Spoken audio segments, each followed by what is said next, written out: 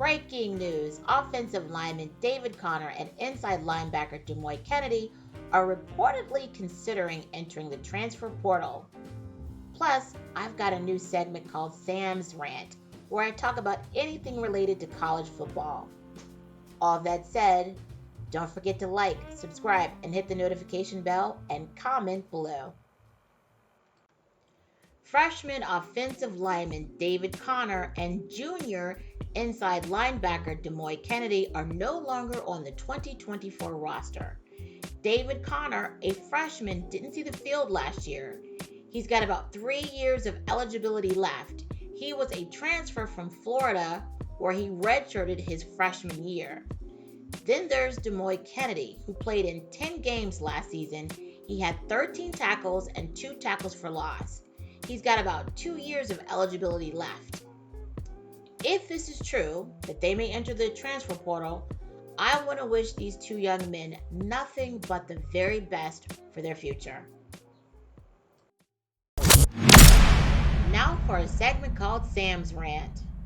I want to sound off on my feelings regarding a heated exchange between David Connor, the guy that I just talked about that I believe is going to be entering the transfer portal, and his teammate Khalil Benson that happened about a month and a half ago.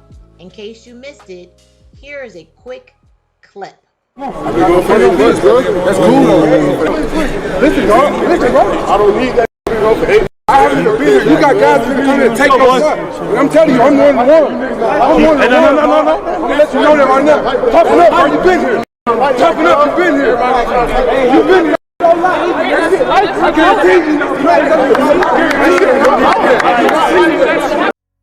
What troubles me about this exchange is Khalil Benson's approach when he confronts David Connor, telling him he's going to take a spot, he needs to toughen up. You need to understand David Connor was a freshman last year who didn't play. So yelling in someone's face that you're going to take their spot just isn't a flex for me. And to me, Khalil's approach towards him was for the cameras. It was performative. It was infuriating. This does not build team camaraderie. It kills it. Let me sharpen the focus on this picture. Khalil was an offensive lineman right tackle for the Indiana Hoosiers, a Big Ten conference team that performed poorly last season. The Indiana Hoosiers finished dead last in their conference. They only won 3 games and they lost 9. They only faced 3 ranked opponents. This was a far cry from the Colorado Buffaloes, who faced 8 ranked opponents. Their poor performance, so bad, it led to the firing of their head coach at the season's end.